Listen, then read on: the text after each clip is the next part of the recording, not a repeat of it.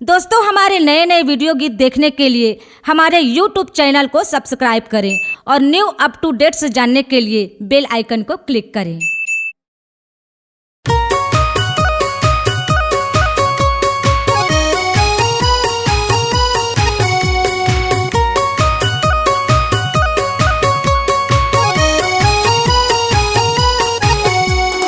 छत्तीसगढ़ के माटी में चमत्कार होही ग, छत्तीसगढ़ के माटी में चमत्कार होही ग। गुरु बालक दास तोर सपना साकार होही ग, गुरु अमरदास बाबा तोरे अवतार होही ग। छत्तीसगढ़ के माटी में चमत्कार होही ग, छत्तीसगढ़ के माटी में चमत्कार होही ग। गुरु अमरदास बाबा तोरे अवतार होही ग, गुरु अमरदास बाबा तोरे अवतार होही ग।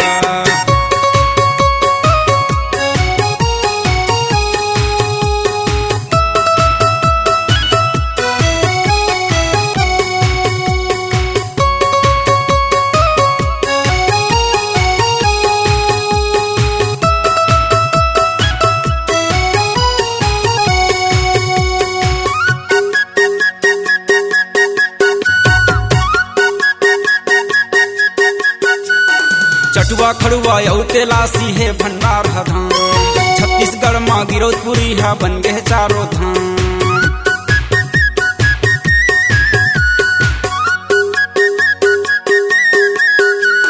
छत्तीसगढ़ के 36 महिमा कत्ता करो बखान, धन हवै अमर टापू लावो हवै मान। अमर टापू में गुरु अमरदास,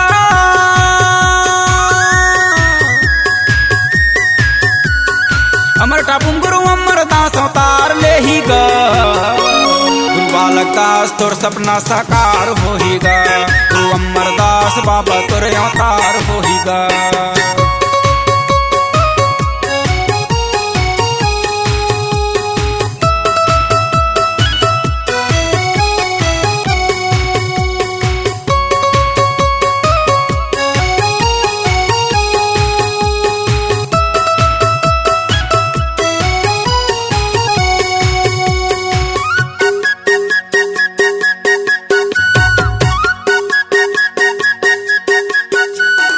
हे गुरु अमरदास बाबा सतनामी औलाद, सतजा पैया के हम संगी कपटी बर्फ औलाद।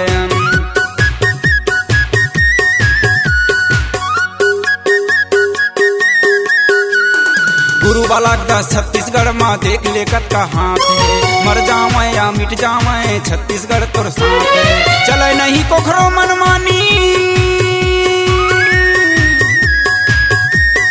चले नहीं कोखरो मनमानी, चाहे वो सरकार होही ग। गुरु बालक दास तोर सपना साकार होही ग, गुरु अमरदास बाबा तोरे अवतार होही ग।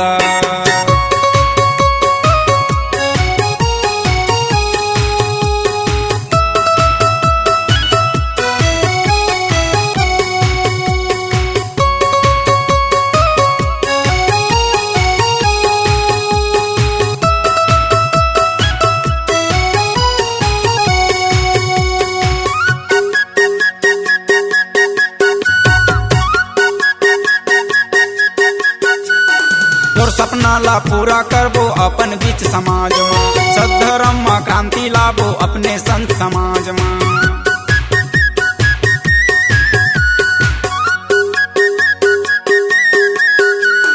सादा रहिबो सादा खाबो सतला बोलबो समाज में, धर्म नीति के बीज बोए के रही काम समाज में। बन के सिपाही जिंदगी बिताबो, बन के सिपाही जिंदगी बिताबो सतहा हमारे आधार होही ग। गुरु बालक दास तोर सपना साकार होही ग, गुरु अमरदास बाबा तोरे अवतार होही ग। गुरु बालक दास तोर सपना साकार होही ग, गुरु अमरदास बाबा तोरे अवतार होही ग। छत्तीसगढ़ के माटी में चमत्कार होही ग, छत्तीसगढ़ के माटी में चमत्कार होही ग। गुरु बालक दास तोर सपना साकार होही ग, गुरु अमरदास बाबा तोरे अवतार होही ग। गुरु बालक दास बाबा तोरे अवतार होही ग, गुरु अमरदास बाबा तोरे अवतार होही ग। गुरु अमरदास बाबा तोरे अवतार होही ग, गुरु